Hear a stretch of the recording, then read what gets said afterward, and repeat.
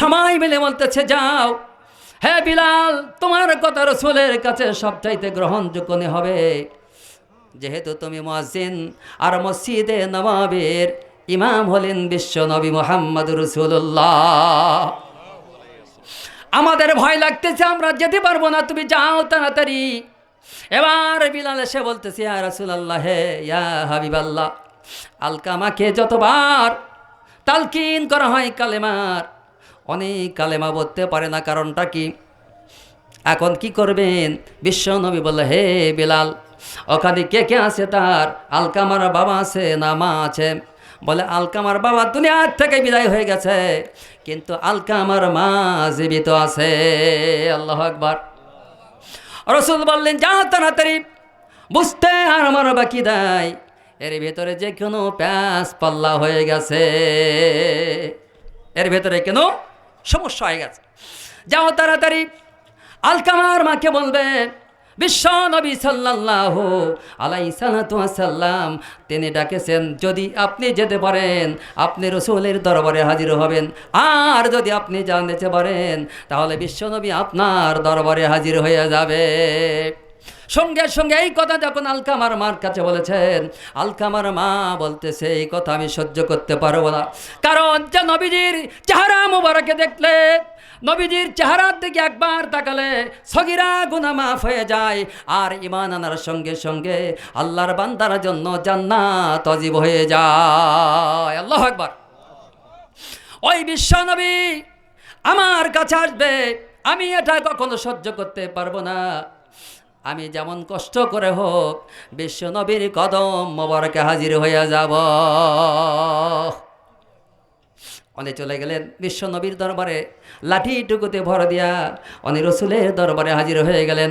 রসুল বলতেছে, আলকামার মা, তোমার আলকামার খবর কি? কি জন্যে তোমার আলকামা কি কি কাজ করেছে, ভালো কি কাজ করেছে, মন্দ কি কাজ করেছে?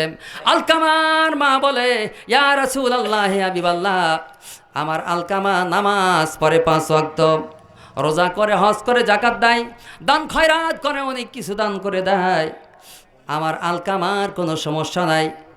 বলে, বলো বলো গো, আলকামা কি তোমার কাছে ব্যবহার করেছে? ও আলকামার মা, তুমি যদি মিথ্যা কথা বলো, তুমি জানো আল্লাহ রাব্বুল আলামিনের পক্ষ থেকে আমার প্রতি ওহী নাজিল হয়, তুমি যদি মিথ্যা কথা বলো আল্লাহর পক্ষ থেকে আমায় জানিয়ে নেব। আল্লাহু আকবার বলেন। আল্লাহর পক্ষ থেকে আমাকে জানানো হবে, জোরে বলে আল্লাহু আকবার। আলকামার বাবা বলতেছে, ইয়া রাসূলুল্লাহ, হাবিবাল্লাহ, আলকামা সব কিছু করে, কিন্তু আলকামা ওনার স্ত্রী রয়েছে, ওই স্ত্রীর আনুগত আমার দ্বারা করে নাই। আলকামার স্ত্রীর আনুগত আমি করি, আলকামা কিছু বলতে পারে না, এই জন্য আমি একটু মনক্ষুণ্ণ হয়ে গেছি। রাসূল বললেন, বুঝতে পেরেছি, এই কারণে আলকামার কালেমা নসিব হয় না। আল্লাহু আকবার। আমার ভাইরা, এবার হযরতে বিলালকে বলে, যাও কাঠ সংগ্রহ করো, দেখো তো সবচাইতে মূল্যবান কাঠ, যে কাঠ তাড়াতাড়ি পুড়বে, বেশি বেশি করে পুড়বে, এই কাঠটা তুমি জোগাড় করো, এক জায়গায় করো। ওনার মা বলছে, কি করবেন? বলে, তোমার আলকামাকে এই কাঠের ভিতরে আমি পুরায় ভস্ম করে দিতে চাই। আলকামার বলবল, মা চোখ দেয়া পানি বের হয়ে যায়, ডাকতে বলে, ইয়া রাসূলুল্লাহ, হে হাবিবাল্লাহ, আলকামা হলো আমার শরীরের অংশ, এই আলকামাকে আপনি পুরাবেন না, এই আলকামাকে আপনি পুরাবেন না, যদি আগুনের ভিতরে পুড়ে দেন তাহলে আমি আলকামার মা কেমনে সইতে পারবো? আমি আলকামার মা সইতে পারবো না আমার চোখের সামনে। ইয়া রাসূলুল্লাহ, হে হাবিবাল্লাহ, আলকামাকে ছেড়ে দেন। আর রাসূল করিম সাল্লাল্লাহু আলাইহি সাল্লাম বললেন, ও আলকামার মা, এটা দেখতেছো দুনিয়ার সামান্য একটা আগুন, আর এর চাইতে শত শত গুণ বেশি আগুন হবে জাহান্নামের আগুনের তেজ। এই দুনিয়ার আগুন যদি তোমার ছেলে সইতে না পারে, তুমি যদি সহ্য করতে না পারো, তাহলে তোমার সঙ্গে খারাপ আচরণ করেছে। এই খারাপ আচরণ করার কারণে আল্লাহ রাব্বুল আলামিন তোমার আলকামাকে জাহান্নামের ভেতরে জ্বালাইবে। কোনটা তুমি চাও? হয় তুমি মাফ করে দাও, আর না হলে তুমি এই আগুনের ভিতরে আলকামাকে পুরে দিতে চাই। আলকামার মা বললেন, ইয়া রাসূলুল্লাহ, হে ইয়া হাবিবাল্লাহ, আমি আপনার কসম, আল্লাহ পাকের কসম দিয়ে বলতেছি, নবীজি আপনি সাক্ষী থাকুন, আমি আমার আলকামাকে মাফ করে দিলাম। এবার হযরতে বিলালকে বলে, বিলাল রে তুমি যাও, যাও আলকামার বাড়িতে যে দেখো কি অবস্থা। বিলাল রাদিয়াল্লাহু তাআলা দৌড়ে চলে আসলেন। আসার পর গেটের প্রথম গেটে যেই দাঁড়াইছে, আলকামা কথা বলতে পারে না, আর সেই আলকামার জবান থেকে যত কালেমা জারি হতেছে, লা ইলাহা ইল্লাল্লাহু মুহাম্মাদুর রাসূলুল্লাহ সাল্লাল্লাহু আলাইহি ওয়াসাল্লাম। আমার ভাইরা, আলকামার জবান থেকে যেই মাত্র কালেমা বের হয়ে এলো, সেই দিনই আলকামা দুনিয়ার থেকে বিদায় হয়ে যায়। ইন্না লিল্লাহি ওয়া ইন্না ইলাইহির রাজিউন। আলকামা বিদায় হয়ে গেলেন। বিদায় হয়ে যাওয়ার পর সাহাবী আজমাইনরা চলে আসলেন, ইয়া রাসূলুল্লাহ, হাবিবাল্লাহ, আলকামা তো দুনিয়ার থেকে বিদায় হয়ে গেছেন, তাহলে তার জানাজার ব্যবস্থা করো। জানাজার ব্যবস্থা করো হলো। এবার জানাজা করার পর দাফন করা হলো। দাফন করার পর বিশ্ব নবী সাল্লাল্লাহু আলাইহি সাল্লাম বললেন, আমি আলকামার হাজির, আলকামার জানাজায় আর দাফন কার্যে আমি নবী নিজেই হাজির হতে চাই। বিশ্ব নবী হাজির হয়ে গেলেন। বিশ্ব নবী যেই মাত্র হাজির হলেন, হওয়ার পর এরকমভাবে জানাজা কমপ্লিট হয়ে গেল।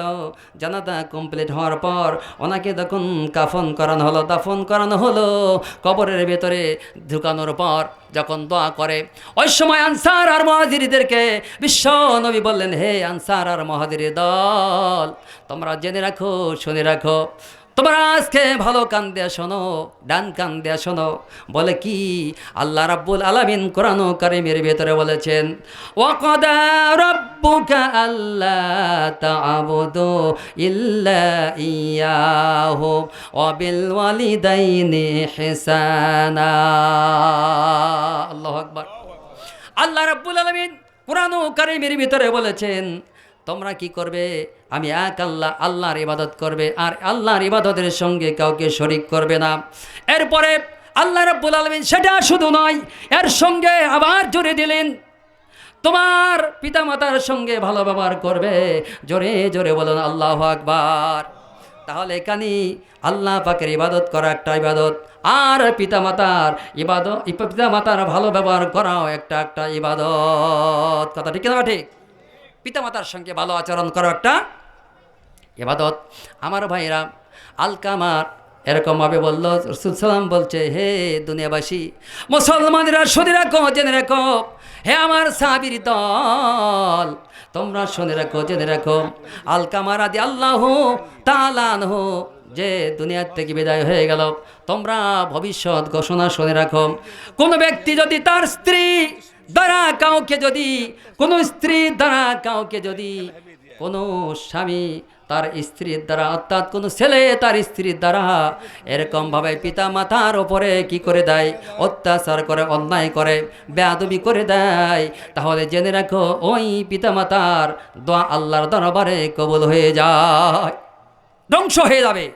কোনো পিতামাতা যদি খারাপ বদদোয়া করে, সঙ্গে সঙ্গে ওই ব্যক্তি কি হবে? যেরকম কি হবে? ধ্বংস হয়ে যাবে। আমার ভাই, এই জন্য বিশ্বনবী বললেন, কোনো ছেলে যদি তার স্ত্রীকে দিয়ে তার বাবা মার অত্যাচার করে নেয়, অমর্যাদা করে নেয়, তাহলে জেনে রাখো ওই সন্তানের আল্লাহ রাব্বুল আলামিনের দরবারে কোনো ফরজ এবং নফল ইবাদত মঞ্জুর হবে না। নাউজুবিল্লাহ। আমার ভাইরা, আপনি মনে করতেছেন যে বড় হয়েছেন, অনেক বড় হয়েছেন, চাকরি দিল কে আপনাকে? চাকরি কে দিয়েছে? চাকরি দিয়েছে কে? আল্লাহ। কিন্তু আপনি যখন, আপনার সন্তান, আপনার বাবা আপনার জন্য কত খেদমত করেছে আপনি জানেন কি? আমি কি জানি? তখন তো ছোট ছিলাম। এই মাত্র এই যে বাচ্চা ছোট, এই বাচ্চাটা আসতেছে সামনে ঈদ, কি বলেন? ঈদ আসছে না ভাই? এই ঈদের সময় বাচ্চা মাকে বলতেছে বারবার, মা রমজানুল মোবারকের রোজা তো চলে আসতেছে, আবার চলে যেতেছে, 20টা চলে গেল, আমি কি একটু ভালো জামা পাবো না? মা বাবাকে বলতে সাহস পায় না, বলে তোমার বাবা মানুষের বাড়িতে কামলা দেয়, অথবা আপনার রিক্সা চালক, ভ্যান চালক, মাত্র কয়েক টাকা, আমি তো বলতে পারি না। কিন্তু মার ভেতরে আগুন জ্বলতেছে, কথা ঠিক না ঠিক? মা বলতে পারে না। যখন বাবা আপনার ঘরে আসে তখন বাবার চোখ কি হয়ে যায়, ঘামাক্ত অবস্থায়, মা বলতে সাহস পায় না। এরকমভাবে চলে যায়। আস্তে আস্তে আস্তে যখন 20টা চলে গেল, 25টা চলে গেল, মার মনের শান্তি নাই।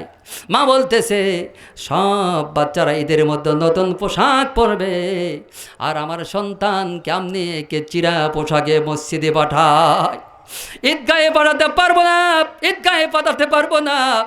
জোর করে হলো আমার স্বামীকে বলতে হবে। স্বামীকে ডাক দে, বলে ও আমার প্রাণের স্বামী, আমি বুঝতে পেরেছি আপনার তো এরকম তেমন উপার্জন নাই, অল্প উপার্জন আপনি করেন, এটা দ্বারা তো সব কিছু কমপ্লিট করতে পারবেন না। তবে একটু দেখুন না কেন, দেখা যায় কি না ধার দেনা করে হলেও অথবা কষ্ট করে হলেও একটা পোশাক যেন আমার বাচ্চারে দিতে পারি। এই কথা শোনার সঙ্গে সঙ্গে বাবার কলিজায় শান্তি নাই। বাবা কিছু বলতে পারে না, চোখ দেয়া পানি পড়তে থাকে। আর সেটা বিবিকে বুঝতে দেয় না। আজকে থেকে বাবার শুরু হয়ে গেল ভেতরে জ্বালা, আগুন জ্বলতেছে, দাউ দাউ করে আগুন জ্বলতেছে, কিছু বলতে পারে না। এরকমভাবে আস্তে আস্তে চলে যায়। গ্যারেজ থেকে আপনার রিক্সাগুলো বের করে নেই। বাবা আসতো 10টার দিকে, আজকে রাত 12টার পরে বাবা এসে হাজির। বাবার মনের ভিতরে শান্তি নাই। যতক্ষণ পর্যন্ত আমার সন্তানকে নতুন পোশাক আমি পরাইতে না পারবো, ততক্ষণ পর্যন্ত বাবার মনে শান্তি নাই, কথা ঠিক না? বাবা কাঁদতেছে, কেমন করে টাকা জোগাড় করা যায়। অর্ধেক টাকা জোগাড় করেছে, আর অর্ধেক টাকা মানুষের দিকর থেকে হাওলাত করে নিয়েছে। নেওয়ার পর সুন্দর একটা পোশাক, যেই মাত্র সুন্দর একখানা পোশাক এনে তার সন্তানের হাতে দিয়েছে, সন্তানের মন খুশি, বাবার কলিজাও খুশি। আল্লাহু আকবার। বাবা মার কলিজা খুশি হয়ে গেল। আমার ভাইরা, ওই বাবা মার দোয়া আল্লাহর দরবারে বিদ্যুতের চাইতেও বেশি দ্রুত গতিতে কবুল হয়ে যায়। ওই বান আজকে হলো কিসের মৌসুম? শীতের মৌসুম, কমলা অথবা বেদনা, আপেলের মৌসুম, কথা ঠিক না বা ঠিক?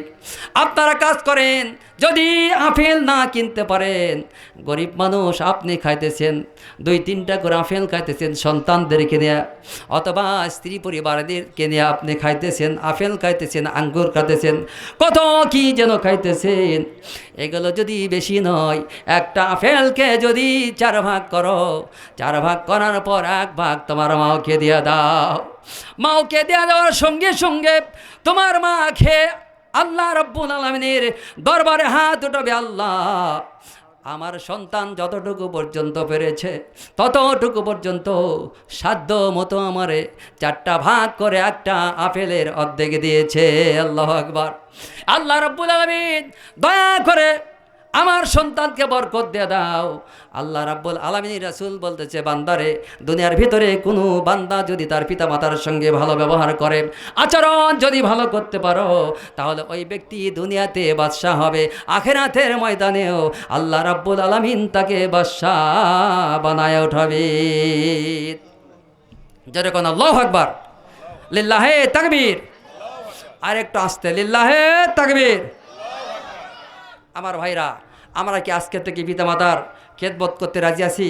কোন কোন ভাই হাত উঠান থেকে, যেনারা মা এবং বাবার মাধ্যমে এই পৃথিবীতে এসেছেন, তেনারা হাত তুলে বলে, আজকে থেকে, বলুন, আজকে থেকে আমরা যতদিন বেঁচে থাকব পিতামাতার খেদমত করব, পিতামাতার সঙ্গে দুর্ব্যবহার করিব না। আল্লাহুম্মা আমিন। আল্লাহ পাক কবুল করুন, আল্লাহুম্মা আমিন। আমার ভাইরা, এটা কিন্তু আমি কথা বলতেছি কোরআন ও কারিম থেকে, থেকে কোরআন এবং হাদিস থেকে। আমার ভাইরা, এখানে আল্লাহ রাব্বুল আলামিন শুধু তাই নয়, এখানে আল্লাহ পাক বলতেছেন, যে আয়াতে কারিমা বললাম, উফিন, উফ শব্দের অর্থ মুফাসসিরিন কিরামগণ লিখেছেন যে আপনার পিতামাতা, যেটাতে উফিন এই শব্দের অর্থ হলো পিতামাতা যদি বিরক্ত হয়, এই বিরক্ত সূচক শব্দ তার সঙ্গে বলা যাবে না। মিয়া গাল তো দূরই থাকলো, কে বলেন, গাল তো দূরই থাকলো। যে মা আপনাকে এত কষ্ট করে প্রতিপালন করেছে, হিসাব করেছেন যখন আমি একটা জিদ্দা মানুষ আর একটা জিদ্দা মানুষকে পেটের ভেতরে নিয়ে 10 মাস বহন করতেছি, কষ্ট না ভালো, কি বলেন, কষ্ট নয়? আমার ভাইরা, দুনিয়ার বউ আছে, বহু প্রকারের বউ রয়েছে। বিবি বাচ্চা আপনি দূরে গেছেন, এই বিবি বাচ্চা আপনার টোপলার দিকে তাকাবে, দেখবে যে আমার স্বামী অথবা আমার সন্তান, আমার বাবা কি এনেছে টোপলার ভেতরে, অথবা বিটকেসের ভেতরে কি এনেছে দেখবে, কথা ঠিক না ঠিক? কিন্তু আপনি যখন দূরে থেকে চলে আসবেন, তখন আপনার মা আপনার কাছে হাজির হয়ে যাবে। হাজির হয়ে যাওয়ার পর বলবে, বাবা রে, তুমি মনে হয় কিছু খাও নেই, তোমার মুখ শুকনা দেখতেছি, তুমি মনে হয় কিছু খাও নাই। কথা ঠিক কি না ঠিক? আমার ভাইরা, যখন আমি মায়ের গর্ভে ছিলাম, মা 10 মাস পর্যন্ত পেটের ভিতরে রেখেছিল, কত কষ্ট করে রেখেছিল। মা যখন 10 মাস পূর্তি হয়ে যায়, ওই সময় পেটটা চেহারা বড় হয়ে যায়, মা লড়তে পারে না, বাথরুমে যেতে পারে না, গোসল করতে পারে না, চলতে পারে না, ফিরতে পারে না। অবস্থায় মা যখন ভাতের প্লেট নিয়ে বসে পড়েছে, অমনি পা দ্বারা গুতা মেরে দিয়েছে, মার খাবার নসিবে হয় নাই। মা গান থেকে উঠেছে, একবার বসেছে, আবার উঠেছে, আবার বসেছে, আবার দেওয়ালে হেলান দিয়েছে, আবার চেয়ারে বসেছে। এরকম করতে করতে রাতটা 12 ঘন্টা পার হয়ে যায়, কথা ঠিক না ঠিক? মার কোনো ঘুম নাই, মা শুধু কাঁদে, মানুষকে কিছু বলে না। আমার আল্লাহ রাব্বুল আলামিন বলেন, ও বান্দারে, তোমার জন্য আমি আল্লাহ রাব্বুল আলামিনের পক্ষ থেকে তুমি যে খাইতে পারো না, যার কারণে আমি আল্লাহ রাব্বুল আলামিন তোমাকে 10 মাস রোজা রাখার সওয়াব তোমার আমল নামায় দিয়ে দিলাম। হে মা, তুমি তো বসতেই পারো না, উঠতে পারো না, নামাজ ঠিক মতো পড়তে পারো না, বড় কষ্ট হয়।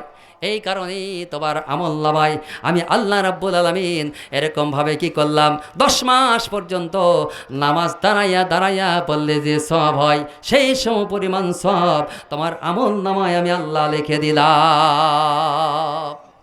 জোরে বলুন সুবহানাল্লাহ। তাহলে আল্লাহ পাক মা যদি সামান্য কিছু বলে, আল্লাহ পাকের দরবারে কবুল হবে কিনা ভাই? হযরত বাইজিদ মুস্তামি রহমতুল্লাহ আলাইহি, ছোট বাচ্চা, খুবই ছোট বাচ্চা, এরকম ছোট বাচ্চা, মা বড় অসুস্থ। মা এরকমভাবে বাইজিদকে বলছে, বাইজিদ রে, মধ্যরাতে বলছে, বাইজিদ আমি অসুস্থ রে বাবা, আমাকে একটু পানি দিয়ে দাও। বাইজিদ যে দেখে ঘরের ভেতরে কোনো প্রকার পানি নাই, মশক খালি। অনেকে করলেন, এই গ্লাসটুকু নিয়ে দৌড় মারলেন। আজকে যেরকম দেখতেছেন এখানে সেখানে পানি, কিন্তু তখনকার সময় ওইরকম আমি শহরে পানি পাওয়া যেত না।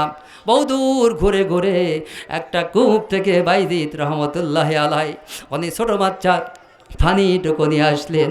পানি নিয়ে আসার পর দাঁড়ায় আছে, মা ঘুমের ভিতরে চলে গেছে। মা এরকমভাবে ঘুমের ভিতরে যখন চলে গেছে, মা ঘুম থেকে উঠে জাগ্রত হয়ে দেখে বাইজিদ ছোট বাচ্চা গিলাসটুকু লইয়া শেহরে দাঁড়ায় আছে। আল্লাহু আকবার। শেহরে দাঁড়ায় আছে, ডাক কয়, রে বাইজিদ কি হয়েছে তোমার, কেন এত রাত্রে তুমি দাঁড়ায় আছো? বাইজিদ বলতেছে, মা তুমি তো পানি চেয়েছিলে, ঘরে কোনো পানি ছিল না, এই জন্য দূর থেকে পানি এনেছি। বাবারে তুমি আমারে ডাক দিলেই তো হতো। বলে, মা আমি কেন ডাক দেব তোমাকে, তুমি ঘুমের ভিতরে আছো, আর আমি যদি তোমাকে ডাক দিই তাহলে তোমার ঘুমের ডিস্টার্ব হবে, এই জন্য আমি তোমাকে ডাক দিই নাই, এই জন্য তোমার ডাক দিই না, তোমার কষ্ট হবে। বাইজিদের মা বলল, বাবারে দাও, পানিটুকু দিয়ে দাও।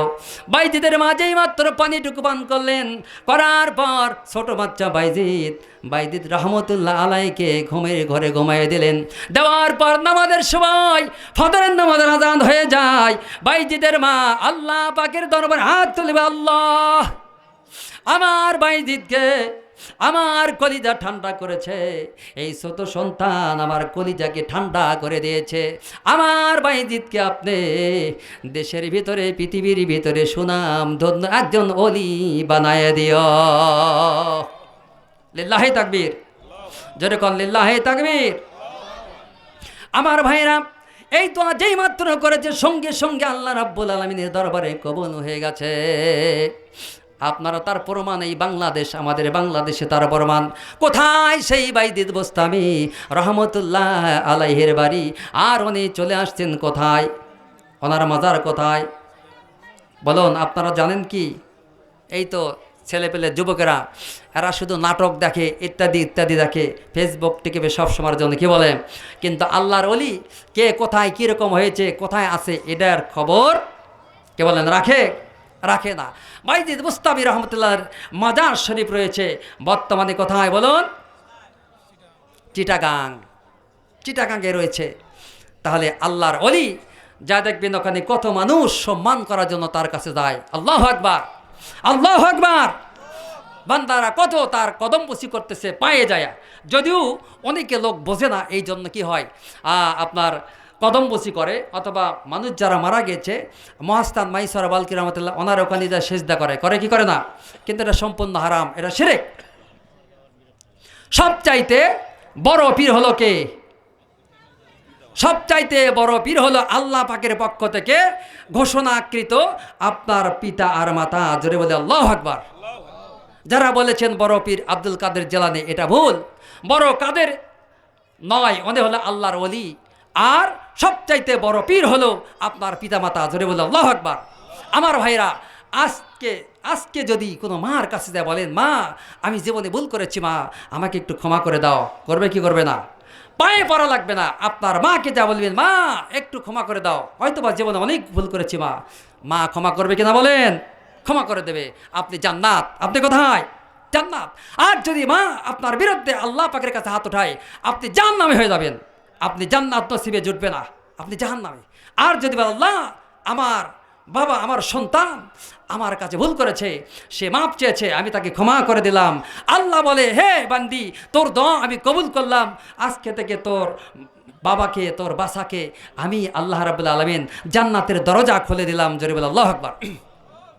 হাদিস শরীফ খুলে দেখুন, বিশ্বনবী সাল্লাল্লাহু আলাইহি সাল্লাম উনি বলেছেন যে তোমার বাবাই হলো তোমার জান্নাত, তোমার মাই হলো তোমার জান্নাত, আর তোমার বাবা হলো তোমার জাহান্নাম, তোমার মাই হলো তোমার জাহান্নাম। কোন আল্লাহর বান্দা যদি সকালবেলা কোনো যুবক তার বাবা মাকে যদি কি করেন, বাবা মাকে যদি খেদমত করতে পারেন, আর সকালবেলা ওঠার পর বাবা মার মুখ যদি, চেহারা যদি সুন্দর দেখেন, হাসি মুখে দেখেন, তাহলে রসুল বলেছে আজকে ওই সন্তানের জন্য জান্নাতের দরজা মুক্ত করা হলো। জোরে বলে আল্লাহু আকবার।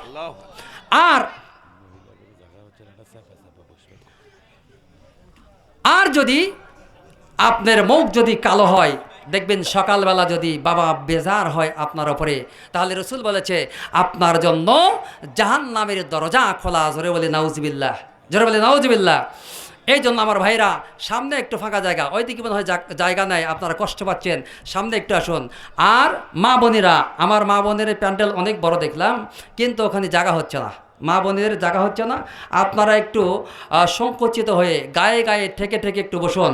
আর আপনারা যারা মাঝখানে পিছনে আছেন, তারা একটু মাঝখানের দিকে একটু আসেন, আর জিকির করি মা বোনেরা লা ইলাহা, জোরে লা ইলাহা। আপনারা আসুন। সুবহানাল্লাহ, আলহামদুলিল্লাহ, লা ইলাহা।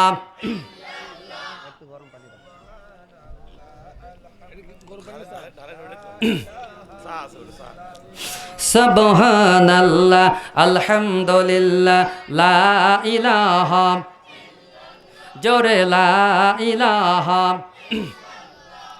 লা ইলাহা ইল্লাল্লাহ, লা ইলাহা।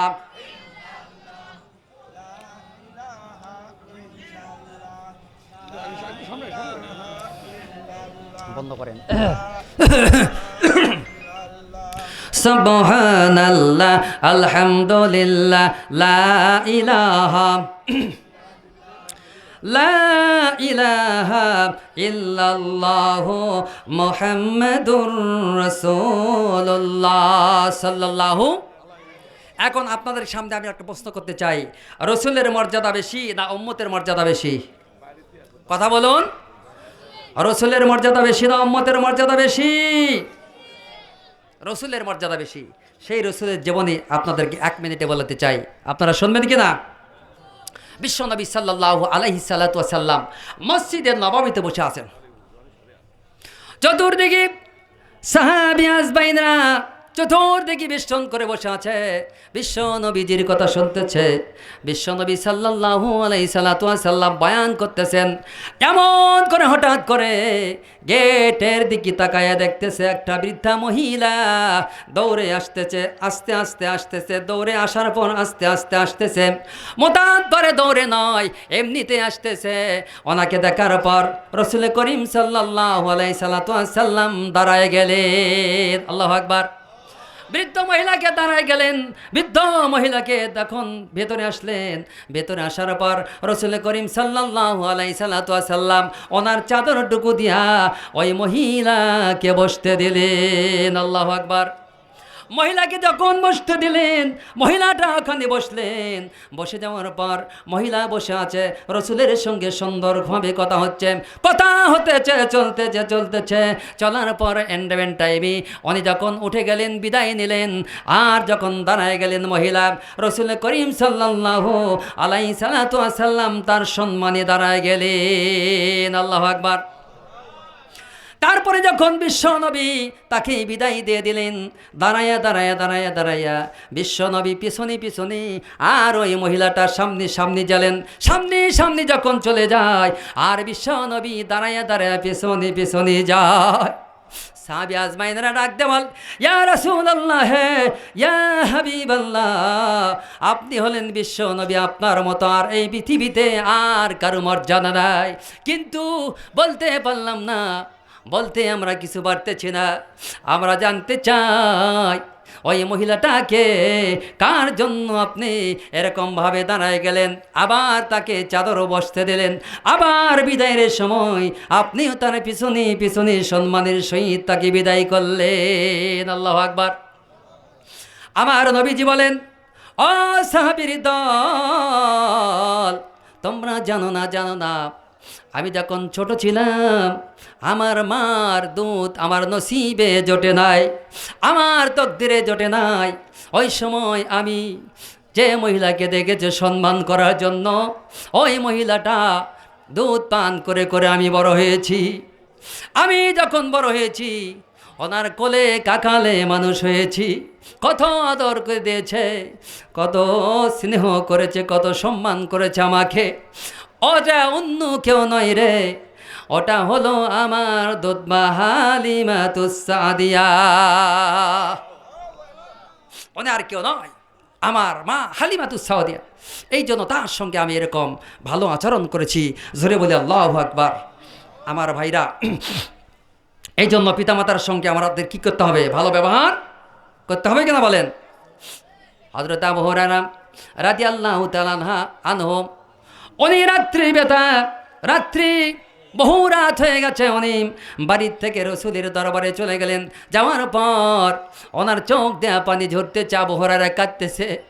রসুল অনুভব করতে পেরেছে এই সাহাবী তো সম্মানিত আমার সাহাবী, আহলে সুফফাদের ভিতরে অন্যতম রাবী হলেন হযরতে আবু হুরায়রা রাদিয়াল্লাহু তাআলা আনহু। বলুন মারহাবা। যত হাদিস আমরা পড়তেছি, এই হাদিসের ভিতরে অন্যতম একজন রাবী হলেন হযরত আবু হুরায়রা রাদিয়াল্লাহু তাআলা আনহু। আল্লাহু আকবার। অনেক হাজার হাদিসের হাফেজ ছিলেন। অনেক আহলে সুফফাদের ভিতরে রাসূল করিম সাল্লাল্লাহু আলাইহি ওয়াসাল্লাম ওনাকে রেখে দিয়েছিলেন 40 জন। হাদিসের ভিতরে আসছে 40 জন আহলে সুফফা। এই আহলে সুফফাদের ভিতরে হযরত আবু হুরায়রা রাদিয়াল্লাহু তাআলা একজন ছিলেন সবচাইতে সুন্দর, এবং তার ব্যবহার আচরণ খুব নম্র বিনয়। উনি রসুলের দরবারে গেলেন।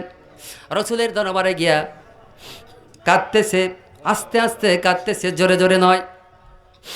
রসুল চেহারার দিকে তাকাইয়া দেখতে পালেন, হে আবু হুরায়রা, তুমি কাঁদছো কেন? আবু হুরায়রা, তুমি কেন কান্দো?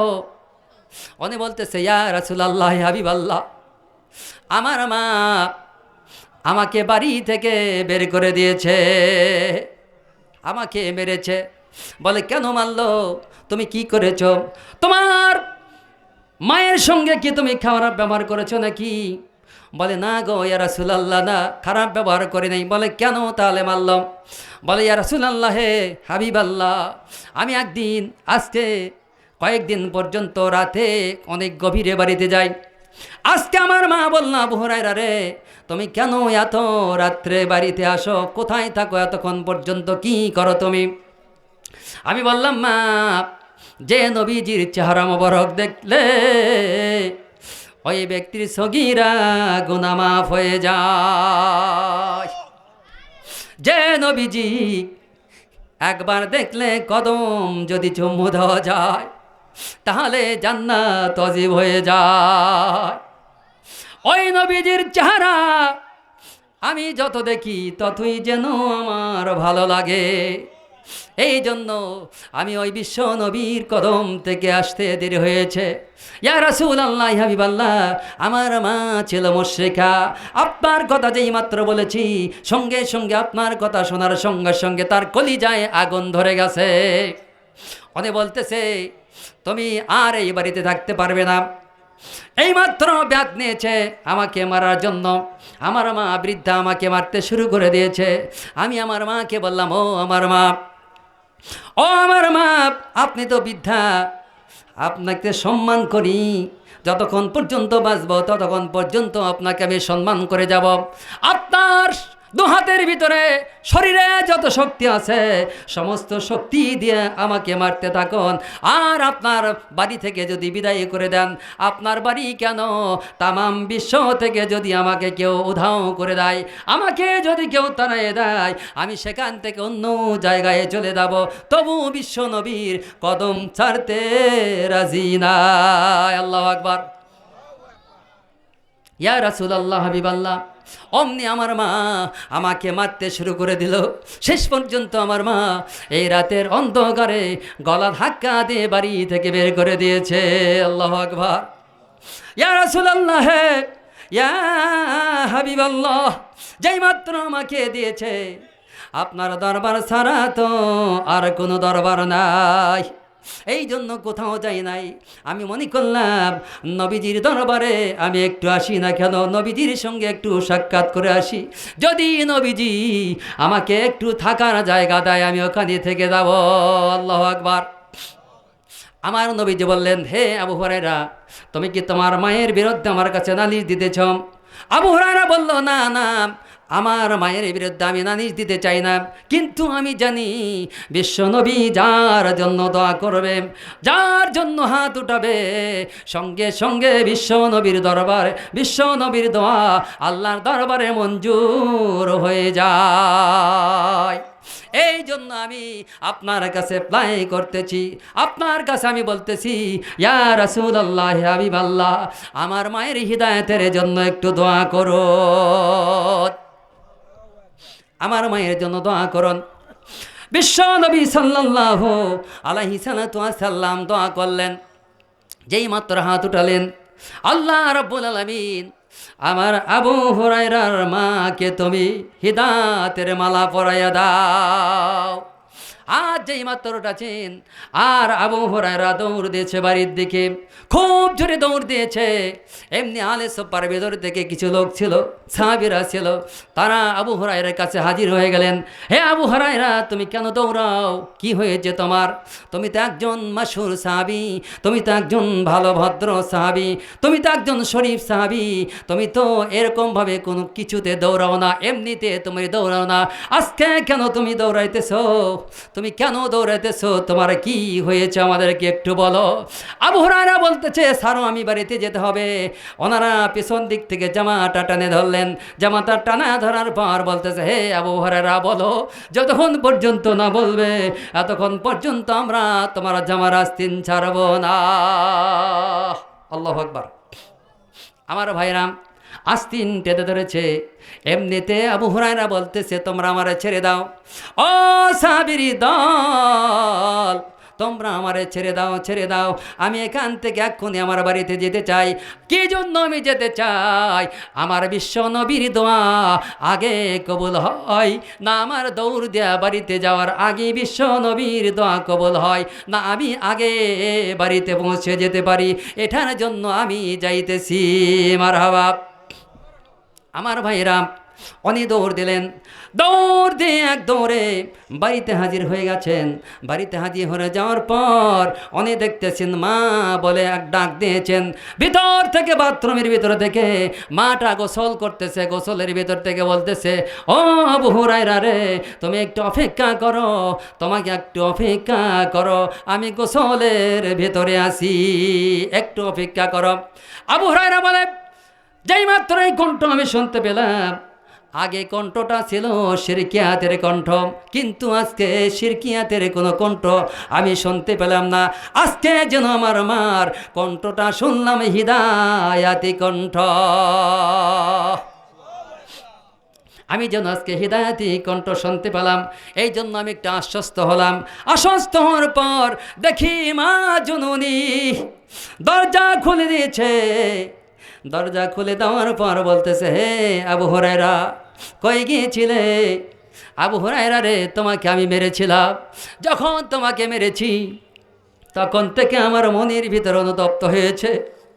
আমি আল্লাহ পাকের কাছে কাঁদতেছি, আল্লাহ ওই মাবুদের কাছে কাঁদতেছি, মাবুদ গো, আমার বাবা তো হযরতে আবু হুরায়রা তো অন্য কোনো কাজে যায় নাই, খারাপ কোনো কাজে যায় নাই, আমার আবু হুরায়রা তো ভালো কাজের জন্য গিয়েছে, নবীজি দরবারে গিয়েছে, যে নবীজি আসমান এবং জমিনের চাইতে এরকম উত্তম ব্যক্তি আর পৃথিবীতে নাই।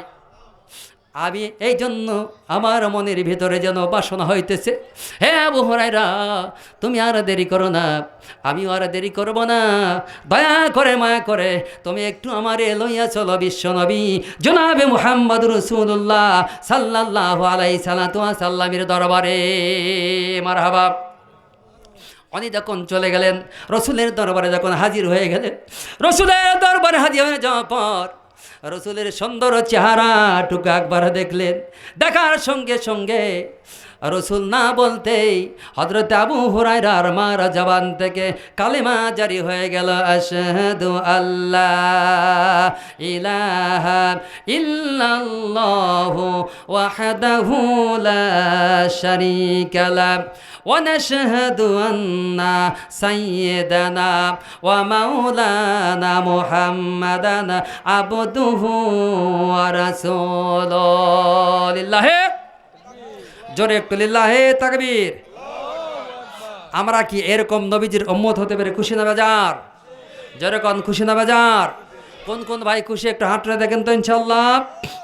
জোরে সরে লিল্লাহি তাকবীর। আল কোরআনের আলো, আল হাদিসের আলো, সংসদে জালো, লিল্লাহি তাকবীর।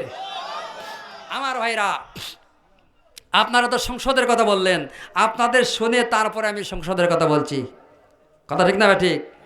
আপনাদের যখন বললেন তখন আমি একটু সাহস হলো যে ঘরে তো জ্বালালে হচ্ছে না, আমি তো ঘরে জ্বালানির কথা বলেছি, তাহলে এটা তো ভুল হয়ে গেল, শুধু ঘরেও হবে না, সংসদে জ্বালাতে হবে। কি বলেন? নেগেটিভ এবং পজিটিভ, নেগেটিভ যদি এরকম থাকে আর পজিটিভ ওই জায়গায় থাকে, তাহলে কি বাতি জ্বলবে ভাই?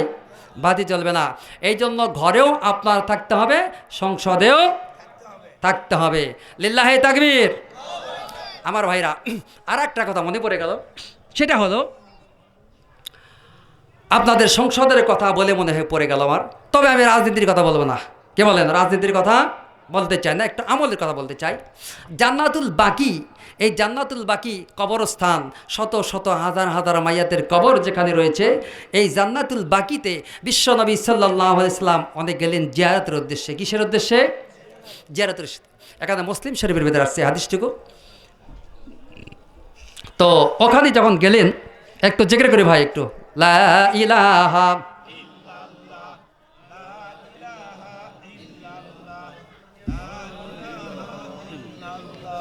সুবহানাল্লাহ আলহামদুলিল্লাহ লা ইলাহা লা ইলাহা ইল্লাল্লাহু মুহাম্মাদুর রাসূলুল্লাহ সাল্লাল্লাহু আলাইহি ওয়াসাল্লাম। অনেক গেলেন কোথায়? জান্নাতুল বাকিতে। বাকিতে যে জিয়ারতের বলতেছে, হে মুসলমান মুমিন মুমিনেরা, তোমরা তো এখানে ঘুমিয়ে আসো, তোমাদের উপরে শান্তি বর্ষিত হোক, তোমাদের উপরে কি হোক? ওয়া আনতুম সালাফুনা নাহনু বিল আসার, তোমাদের প্রতি শান্তি বর্ষিত হোক।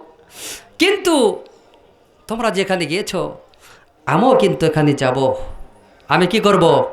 আমিও তোমাদের এখানে যাব, কিন্তু যে কয়দিন পৃথিবীতে আসি আবার তোমাদের কাছে যাব। কিন্তু আমি দেখতেছি না আমার ওই সমস্ত ভাইদেরকে যারা আমার ইন্তিকালের পর আবির্ভাব হবে। জোরে বলে আল্লাহু আকবার। সাহাবী আজমাইনগণ জিজ্ঞাসা করল, ইয়া রাসূলুল্লাহ, হাবিবাল্লাহ, আমরা সব সময়ের জন্য আপনার সঙ্গে আছি, আপনার সঙ্গে চলতেছি, আর জিহাদের ময়দানে যেতে বললে আমরাও আপনার সঙ্গে জিহাদে যাচ্ছি। এটা কিন্তু হাদিসের ভিতরে নাই। অতিরিক্ত আমি বলতেছি এই জন্য যে আমরা সব সময়ের জন্য আপনার সঙ্গে আছি, কিন্তু আপনি বলতেছেন আপনার ভাই আছে, তাহলে কি আমরা আপনার ভাই নই? রাসূল, আমরা কি আপনার ভাই নই? আমরা কি আপনার ভাই নই? রাসূলুল্লাহ সাল্লাল্লাহু আলাইহি ওয়াসাল্লাম বললেন, ও আমার সাহাবীরা, তোমরা হলো আমার সাহাবী, আর ভাই হলো তারাই যারা আমি দুনিয়াতে যখন বিদায় হয়ে যাব, দুনিয়াতে বিদায় হয়ে যাওয়ার পর যারা আসবে আর আমার না দেখে আল্লাহ আল্লাহ রাসূলের উপরে চলবে, দ্বীনের উপরে চলবে, ওরাই হলো আমার ভাই। তাহলে আমি রাসূলের কে? জোরে চিল্লাই বলেন মারহাবা। খুশি না বেজার? আমার ভাইরা, ওরাই হলো আমার ভাই। সাহাবীগণ জিজ্ঞাসা করলেন, ইয়া রাসূলুল্লাহ, হে ইয়া হাবিবাল্লাহ, ওই সমস্ত উম্মতিরা আপনি তো দেখবেন না, আপনি দুনিয়া থেকে যাওয়ার পর বিদায়ের পর ওই সমস্ত মানুষরা আসবে, আপনি তাদেরকে কেমনে চিনে নেবেন? প্রশ্ন কঠিন না সহজ? যেরকম কঠিন না সহজ? প্রশ্নটা বড় কঠিন।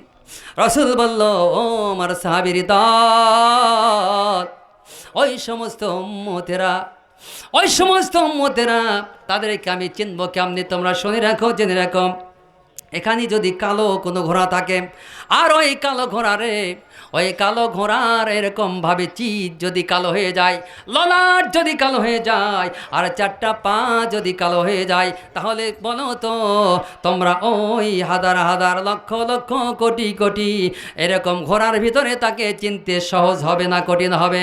ওনারা বললেন, ইয়া রাসূলুল্লাহ, হে হাবিবাল্লাহ, এটা কঠিন নয়, বরং সহজ হবে।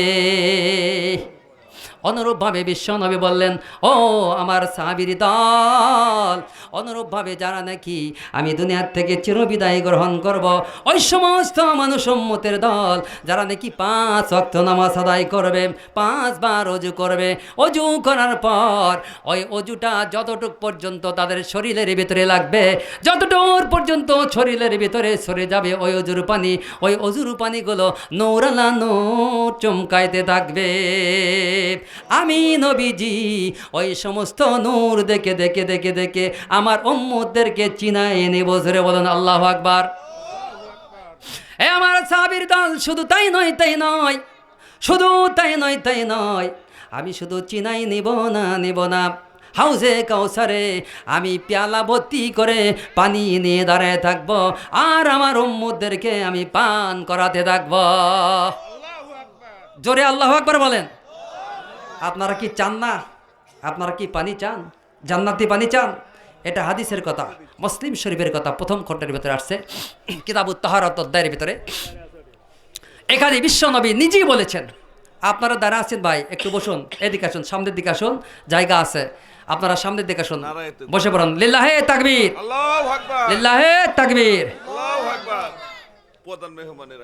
প্রধান মেহমান সাহেব আশা গেছেন, ইনশাআল্লাহ উনি আপনাদের সামনে বক্তৃতা করবেন।